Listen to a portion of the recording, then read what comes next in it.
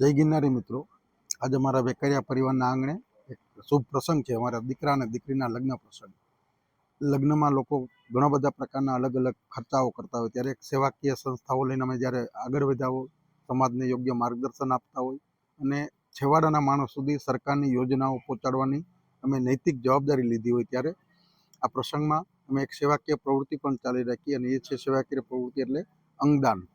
કારણ કે આજે ભારતમાં ખૂબ લાયક લોકો એમના દિવ્યાંગતાના કારણે સમાજની અને રાષ્ટ્રની સેવા નથી કરી શકતા, ત્યારે આપણે આપણા શરીરને જ્યારે પંચતત્વમાં વિલીન કરતા હોઈએ, તો એ વિલીન કર્યા પહેલાં આપણા શરીરની અંદરના 9 અવયવો એવા છે કે જે નવ જિંદગી આપે છે.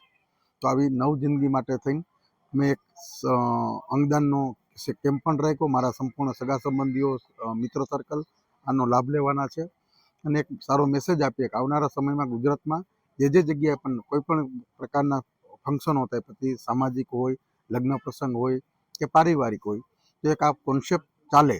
આજે વર્ષો પહેલાં બ્લડ ડોનેશનનો કેમ્પ ચાલતા હતા. આજે બ્લડ ડોનેશન કેમ્પ એટલા બધા વધી ગયા છે, પણ હજી સુધી અંગદાન માટેની અવેરનેસ આવી જ નથી. આજે 2.5-3 વર્ષ સુધી વેઇટિંગ કરવું પડે.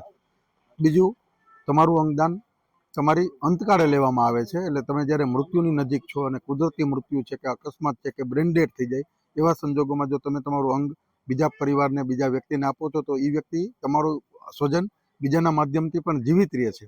આવો એક શુભ આશય છે.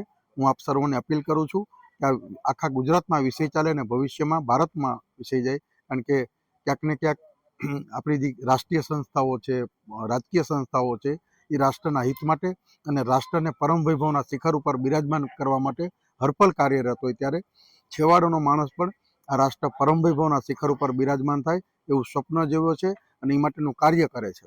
તો આપણે બધા દરેક વ્યક્તિ કોઈ દિવ્યાંગતાના કારણે રાષ્ટ્રની સેવા કરતો ચૂકી ન જાય, એ જોવાની આપણી બધાની ફરજ હોય, ત્યારે સર્વે અંગદાન કરશો એવી હાર્દિક અપીલ છે. જય જય ગરવી ગુજરાત સાથે. જય ગિરનારી મિત્રો.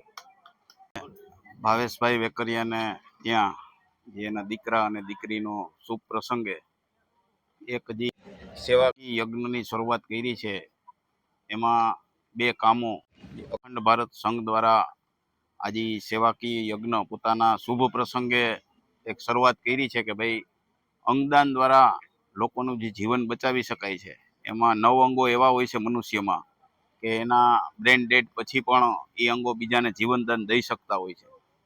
અને સાથે સાથે એક પુસ્તકો 1500 જેટલા પુસ્તકોનું જે ભાવેશભાઈએ વાંચન કર્યું હતું, એ પુસ્તકો સમાજને અર્પણ કરવા માટે, સમાજમાં જે કોઈ લોકોને પુસ્તકો જોતા હોય વાંચવા માટે, તો વિના મૂલ્યે એ પુસ્તકોનું પણ એક વિતરણ કરે છે. તો આ 2 જે સેવાકીય પ્રવૃત્તિ એટલે આજે પ્રસંગને સેવા સાથે જોડવાનું જે કામ ભાવેશભાઈએ આજે કર્યું છે, એમાંથી પ્રેરણા લઈ સમાજના અન્ય લોકો પણ આવી સેવાકીય પ્રવૃત્તિ સાથે જોડાય એવી મારી નમ્ર અપીલ છે.